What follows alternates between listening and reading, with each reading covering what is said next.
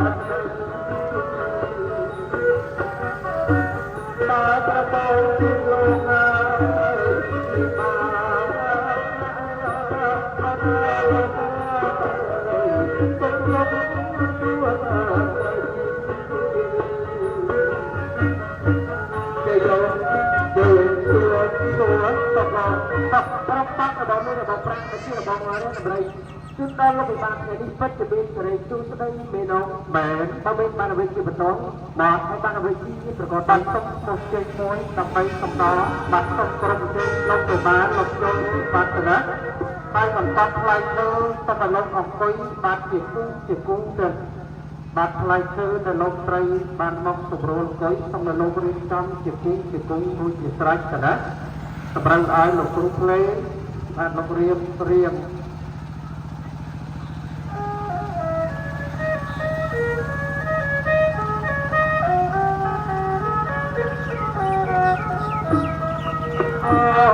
បាទចង់រៀបកណ្ដាលបានព្រៀប